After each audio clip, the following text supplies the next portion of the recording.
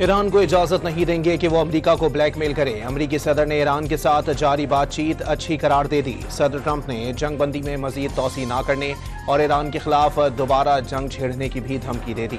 ایران 47 سال سے اس طرح کا رویہ اختیار کیے ہوئے ہے، وہ آبنہ ہرمز کو بند کرنا چاہتے ہیں۔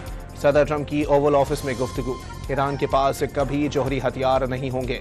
امریکہ ایران کی نیوکلیئر ڈسٹ حاصل کرے گا۔ تباہ کیے گئے جوہری پلانٹ کی باقیات بھی واپس لائیں گے۔ کسی مالی لین دین کا سوال ہی پیدا نہیں ہوتا۔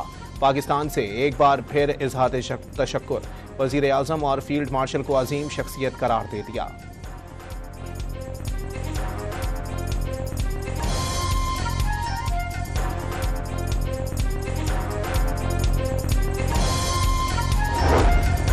امریکہ نے موقف بدل لیا، ایران کو نئی تجاویز بھیج دیں، بات چیت کا بھی کوئی نتیجہ نہیں نکلا۔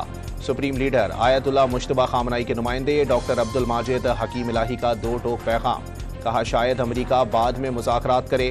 نائب صدر رضا عارف نے آبنہ ہرمز کا کنٹرول، ایران کا قانونی حق اور ٹرمپ کی پالیسیاں خام خیالی اور تضادات پر مبنی قرار دے دیں۔ باور کرایا اپنا حق مذاکرات سے نہیں تو میدان میں حاصل کریں گے۔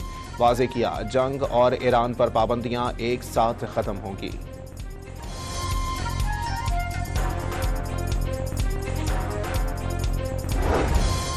امریکی ناکہ بندی ختم نہ ہونے پر ایران نے آبنہ ہرمز پھر بند کر دی۔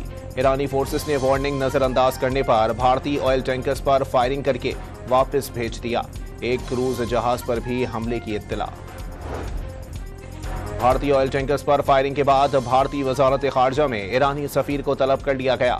ایرانی فورسز نے آبنہ ہرمز کی بندش کے بعد وارننگ نظر انداز کرنے پر 2 بھارتی ٹینکرز پر فائرنگ کی تھی۔ ایرانی فوج قومی وقار اور خود مختاری کی علامت ہے۔ ایرانی فوج عوام کے حقوق اور ملک کی علاقائی سالمیت کا دفاع کرتی رہے گی۔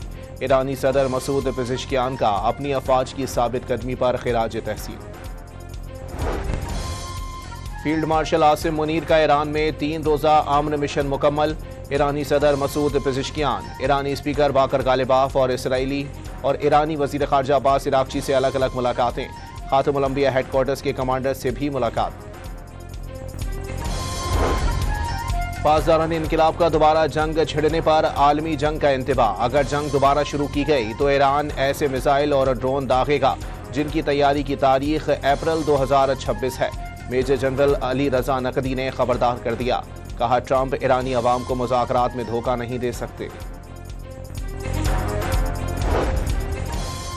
اسرائیل کے صومالی لینڈ میں سفارتی نمائندہ مقرر کرنے کے اعلان پر پاکستان، سعودی عرب، کویت، مصر اور بنگلہ دیش سمیت متعدد اسلامی ممالک کا سخت رد عمل۔ مشترکہ مذہبی اعلامیے میں اسرائیلی اقدام صومالیہ کی خود مختاری، وحدت اور علاقائی سالمیت کی کھلی خلاف ورزی قرار دے دیا۔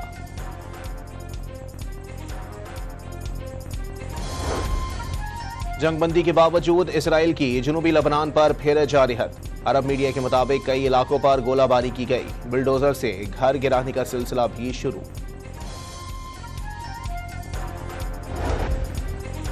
اسلام آباد میں دکانیں اور بس اڈے بند کروانے کی خبروں کی تردید۔ ضلعی انتظامیہ کا کہنا ہے ایسے کوئی احکامات جاری نہیں کیے گئے۔ شہری غیر تصدیق شدہ خبروں پر کان نہ دھریں۔ کراچی میں نمائش چورنگی اور ماڑی پور روڈ پر ہیوی ٹریفک کی زد میں آ کر 2 خواتین جاں بحق۔ گلستان جوہر میں ایک شخص زخمی ہو گیا۔ مشتعل افراد نے ٹینکر کو آگ لگا دی۔ کوئٹہ میں شیخ واصل روڈ کے قریب پولیس مقابلے میں 2 مبینہ شرپسند مارے گئے۔ پولیس کے مطابق لاشیں سول اسپتال منتقل کر دی گئیں۔ فوری طور پر شناخت نہیں ہو سکی۔ لاہور میں پراپرٹی ڈیلر کے گھر 1.5 کروڑ روپے کی چوری۔ ملزم مرد اور خاتون 35 تولے سونا اور 2 لاکھ سے زائد رقم لے کر فرار۔ CCTV فوٹیج سامنے آ گئی۔ سیالکوٹ ایئرپورٹ سے بھی حج آپریشن کا باقاعدہ آغاز۔ وزیر دفاع خواجہ آصف نے عازمین حج کو رخصت کیا۔ نجی ایئر لائن کی پرواز 157 عازمین کو لے کر روانہ ہوئی۔ اور پاکستان سپر لیگ کے میچ میں لاہور قلندرز نے راولپنڈیز کو 32 رن سے شکست دے دی۔ لاہور کے فخر زمان 84 رنز بنا کر نمایاں رہے۔